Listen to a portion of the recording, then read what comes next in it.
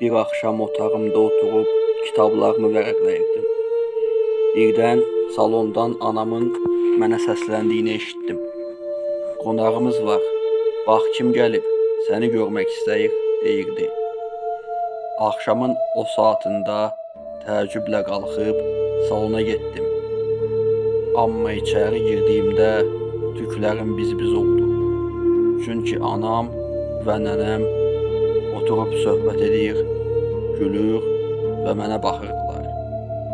Amma nənəm öləli düz 2 il olurdu.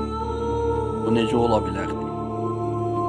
Hadisənin şokunu yaşadığım anda anam mənə "Nənən səni aparmağa gəlib. Onunla getmək istəyirsən?" dedi.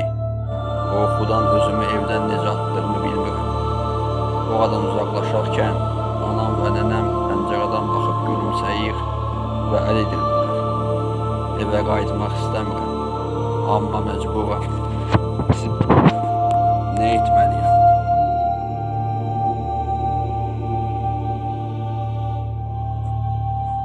2015-ci ildə evləndim. Həyat yoldaşımla bir il əvvəl tanış olmuşduq və qısa müddətdə evlənməyə qərar verdik. Amma deyərlər ki, bir insanı eyni yastığa baş qoymadan tanımaq çətindir. Bizim hekayə də məhz belə idi. O yumuşaq xəsiyyətli, yaxşı bir qadın idi. Lakin bir müddət sonra davranışlarında dəyişikliklər görməyə başladım. Heç nəyə dözə bilmirdi və ən kiçik səhvimdə belə əsəb tutmaları keçirirdi. Səhər oyandığımızda isə gözləri morarmış şəkildə qalxmağa başladı. Onun psixoloji problemləri olduğunu düşünüb həkimə apardım. Hətta boğuluqlarına görə dərman istifadə etdiyindən də şübhələnmişdim. Amma xəstəxana nəticələrində hər şey normal çıxdı. Bir gecə onun yanımda olmadığını gördüm. Evdə qəribə səslər gəldiyi üçün olub nə baş verdiyinə baxmaq istədim. 2 mərtəbəli evimizin yuxarı qatına çıxmış, bura qaçırdı. Dəfələrlə səslənsəm də məni eşitmədi. Evin içində qaçır, bir tərəfdən də məni rahat buraxın deyə mızıldanırdı. "Kiminlə danışırsan? Özünə gəl" dedim. Amma yenə də eşitmədi. Divarlara çırpılıb qan içində qaldığı üçün onu saxlamağa çalışdım. Amma elə bir güclə boğazımı sıxdı ki, uzun müddət nəfəs ala bilmədim. Ona müqavimət belə göstərə bilmədim. O zərif, kiçik qadın necə oldu ki, məni belə asanlıqla alt edə bildi? Gözləri tamamilə qan çanağına dönmüşdü.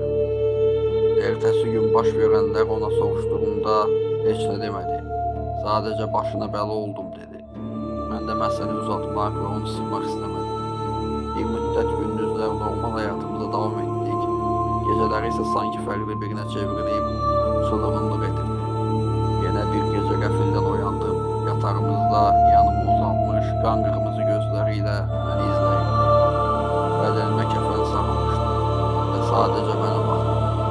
Elə bir vəziyyətdə idi ki, o gün səhəri görməyəcəyimdən əmin idim.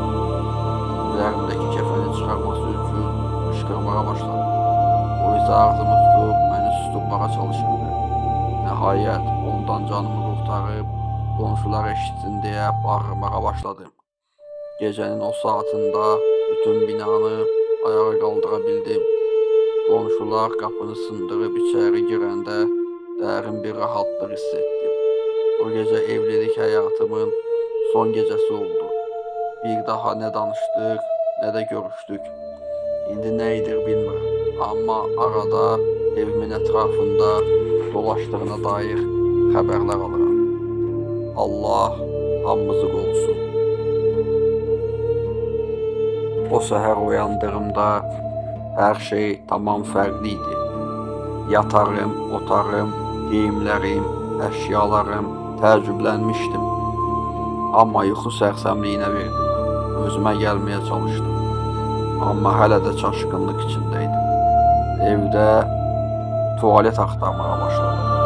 Hər yer dəyişmişdi. "Görəsən dünən axşam çoxmu içmişdim?" Dedim, "Yox, xeyr." Axırıncı xatırladığıma görə Telefonla sevgilimlə danışıb, sonra da yatağa girib yatmışdım. Nəhayət tualeti tapdım. Mən yenə eyni mən idim. Bədənim, əllərim, qollarım, amma mənim xaricimdə hər şey dəyişmişdi. Anlamırdım. Üzümə su çırpdım, amma bu da özümə gəlməyimə kömək etmədi. O anda bir qadın səsi eşitdim. Artur, səhər yeməyi hazırdır. Haydi, hamı səni gözləyir. Artur kim idi? Mənim adım Mike'di. Harada olduğumu öyrənmək üçün səsi izləyib mətbəxə doğru ilə irəlilədim.